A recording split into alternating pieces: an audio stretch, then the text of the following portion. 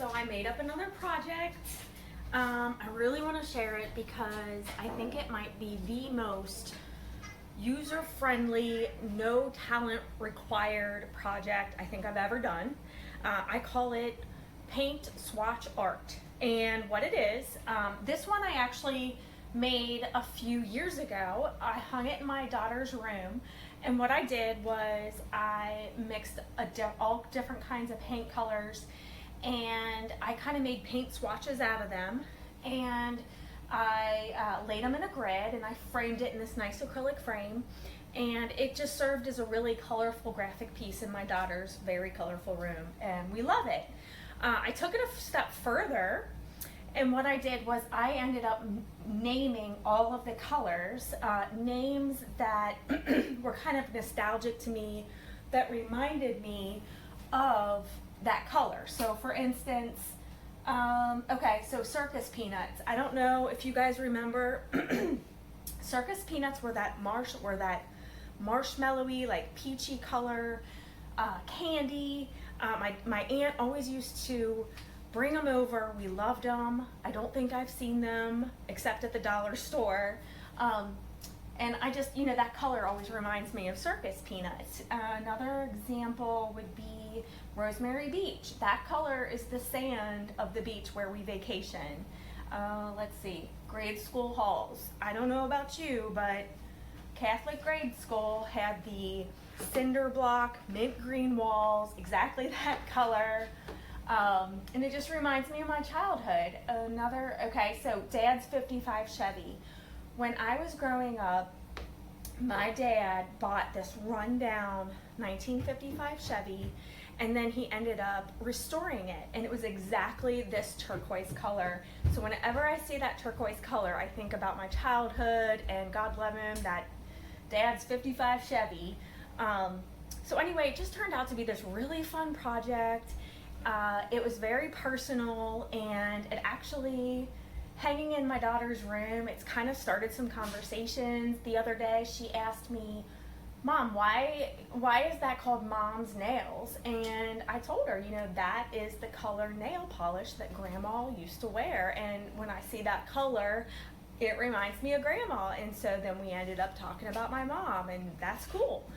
So anyway, I was just really excited to share this with you because I know everyone's staying at home now, and even the non-crafty people are getting a little crafty, and I think I want to do this project again, but I'm leveling it up a little by using nicer materials. So I will post all the materials that I use later on. So don't worry about keeping track of everything I'm using. I will let you know all that. But to start, I want to say that I have all kinds of paints because I'm an artist and I paint almost every day. A lot of people don't have that kind of inventory at home. So one way to get your paint swatches and make your own paint swatch art would be to go to your local hardware store or paint store and get paint swatches, okay?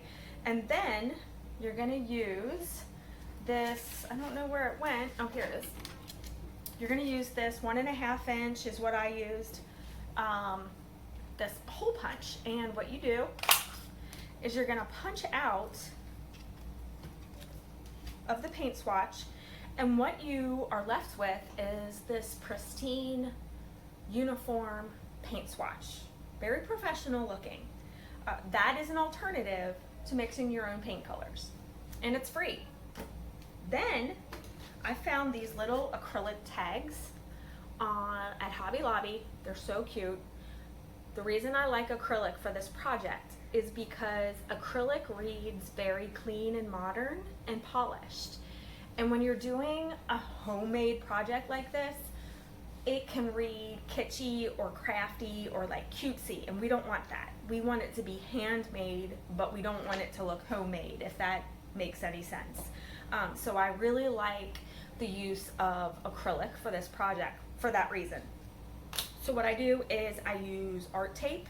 I don't want to use glue because glue's messy, art tape's really clean. And I attach my paint sample onto the acrylic tag.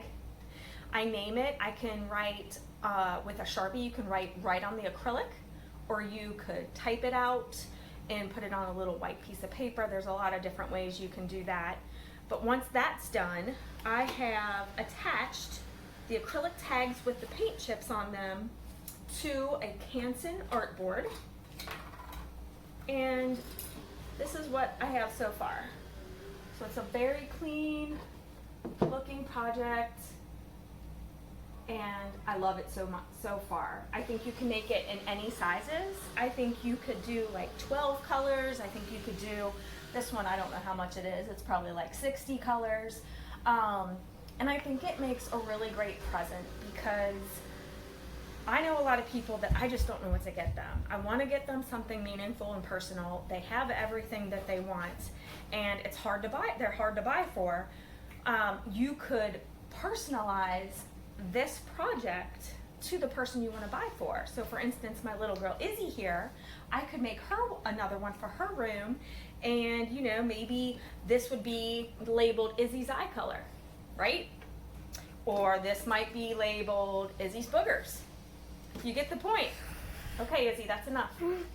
So anyway, you could do it for parents, you could do it for spouses, anyone you can think of. You can come up with a custom color palette, name the colors.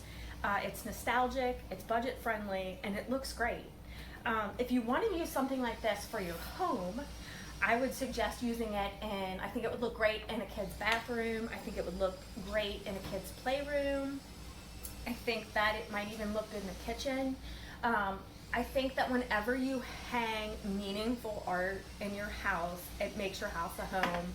I don't mean to be cheesy, but it's true. If you're hanging a bunch of generic art just to fill walls, my suggestion would be don't hang anything. Leave the walls blank until you figure it out, because you're gonna end up not liking it, paying twice to do it again. I've done it, been there, done that. Promise you, just do it right the first time and you won't regret it. Anyway, I hope you love this project. It is, again, so user friendly. You can do it in less than a few hours, and you can have a lot of fun doing it. Thanks.